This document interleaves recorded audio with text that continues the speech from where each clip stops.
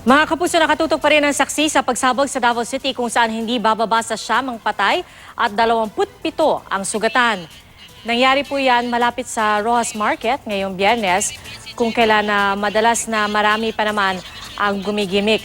Nagpunta na sa blast site si Pangulong Rodrigo Duterte at naroon na rin si Vice Mayor Paulo Duterte na nagsilbing acting mayor ng lungsod. At sa punto po ito, makakausap rin po natin ang ating kasamahan mula sa GMA Davao, si Argel Relator. Argel, pwede mo ba ikwento sa amin? Ano ba yung mga nangyari? Kasi doon sa pag-uusap namin kina Father J. Boy Gonzales, isa sa mga saksi, napakalakas daw nung pagsabog, may mga umusok at talagang nagsitakbuhan yung iba pero may mga kinordon na doon sa loob ng pinangyarihan. Tama ba ito, Argel? Yes, tama yan, Pia. Ayon sa ating nakausap kanina na tindera doon sa night market, pinaniwala ang 10:30 p.m. pumutok at pinaniwala ang bomba dito sa Rojas Night Market kung saan napakaraming tao dito ngayon. Kasi nga every night dito pupunta ang mga Davaoenyo.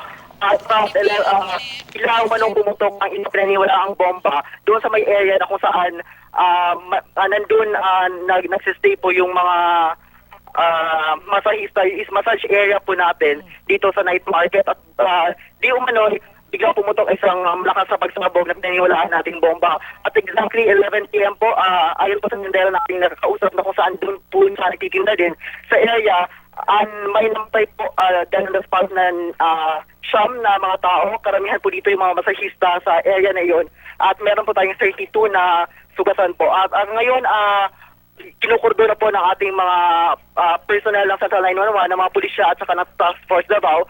Parami po nagsidatingan ng mga ambulansya dito para po dalhin sa hospital ang ating mga sugatang mga biktima. Sa ngayon, tinitingnan pa natin kung anong anggulo ang naging sanhi ng pagsabog.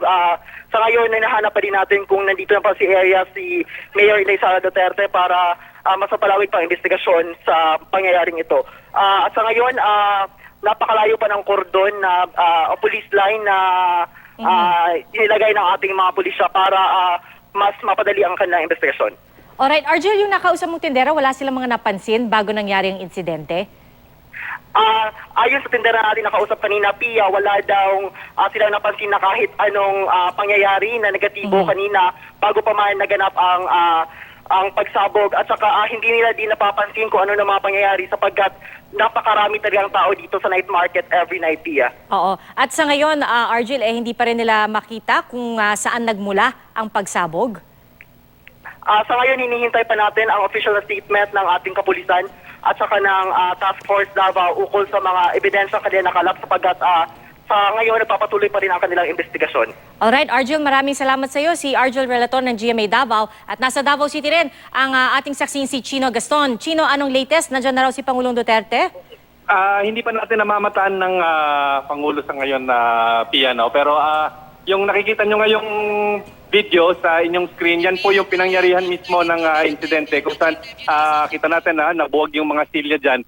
At ang ating pagkakaintindi, ito isang lugar kung saan kumakain, no? Yung mga tao na nagmumula o nagsha-shopping dito sa night market. At yung makikita natin, no, pasintabi na lang dun sa ating mga manonood, nakakalat pa po yung iba nating mga nasawing kababayan dyan, bunsod ng pagsabog na hindi pa natin malaman mula sa kung anong klaseng improvised device ba ito o anong uri ng bomba na nangyari dito, no? Kasalukuyan makikita natin yung mga tauhan ng scene of the crime operative na siyang sumusuri dito sa lugar at tinitingnan po hindi pa tinatanggal yung mga nasawi nating kababayan dito habang isinasagawa itong forensic investigation sa pagsabog na nangyari sa tinatayang around alas 10 ngayong gabi, no? Ngayong Friday, no? Kung saan napakadami pa talagang tao na pumunta dito sa night market, gumigimik at kumakain dito sa stretch na ito. Pero Chino, meron pa bang mga sugatan na nasa area na kailangan pang dalhin sa ospital o lahat ng sugatan na clear na,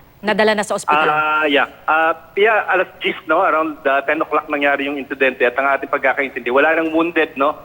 Dito, bukod dun sa mga treated on-site for minor injuries. So, ang latest figures is more than 30 na dinala sa iba't ibang pagamutan dito sa Davao City.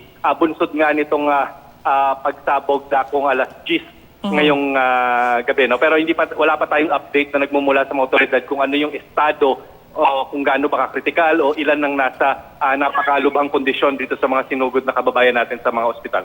Pero Chino, nakikita natin sa harapan ng camera may mga dumadaan-daan pa rin, no? Ang mga ito ba, sila yung nandoon kanina sa loob? O hindi ba may parang lockdown dyan? O may mga checkpoint na ba na itinalaga?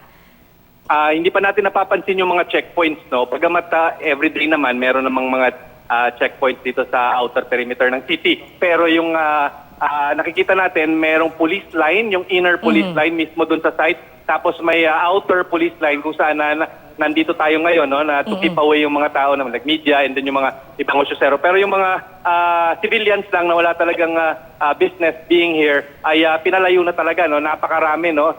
Tataya natin, ang daming libo siguro yung mga taong nagmamasid dito sa outer perimeters nitong crime scene dahil nga sa pangyayaring naganap ngayong gabi. Oo, at yung iba, yung mga tindera, yung mga nandun sa loob, meron mga kine-question na rin, no, para dun sa pag-iimbestiga. Kasi hanggang ngayon, hindi pa rin nila alam, no, kung ano yung sumabog at kung meron bang mga kahina-hinalang dumating. Alright. Yes, tama ka dyan, Pia, no? Bahagi yan ng investigation na sinasabi sa atin ng mga otoridad, bagamat hindi pa nakakapagbigay ng official information. Marami silang hawak na saksi, no?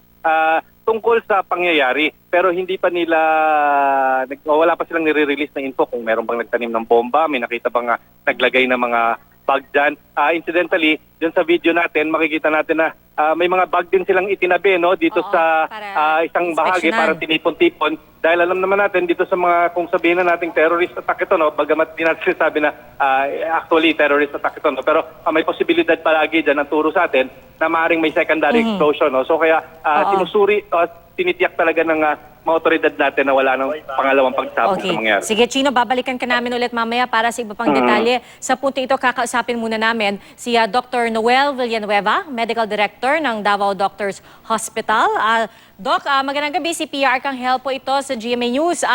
Ilan ho ba yung dinala po dyan sa Davao Doctors Hospital? 4 po yung nadalang pasyente sa emergency room. 3 po yung merong mga injuries. Yung isa naman po ay nagkaroon siya ng hypertensive urgency dahil sa anxiety. So ginagamot din po namin siya. 2 po dun sa mga victims ay minor naman ang kanilang mga injuries at nasa mini OR lang po ng emergency room namin sila ginagamot. Pero meron pong isa na kailangan dalhin namin sa aming main operating room dahil meron po siyang avulsed tissue sa kanyang leg na kailangan operahan ng aming orthopedic surgeon. Pag ganun po ba, Doc, yung mga sugatan na dinala dyan, makaka-uwi kaya sila mamaya? Kasi sabi niyo yung iba medyo minor yung injuries nila. Siguro po, isa lang yung mapapauwi namin kaagad.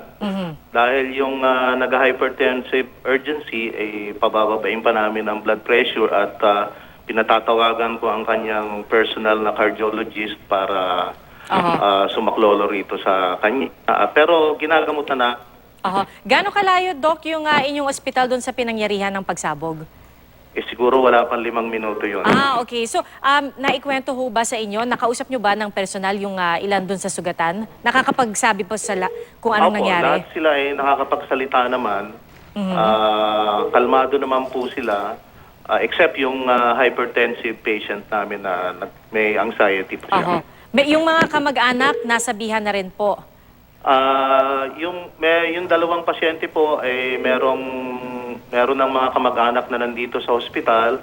Pero meron pong 2 magkapatid na biktima din na wala pa kaming nakikitang kamag-anak. At mukha pong mga taga-out of town sila. Okay. Mukhang mga turista. Opo.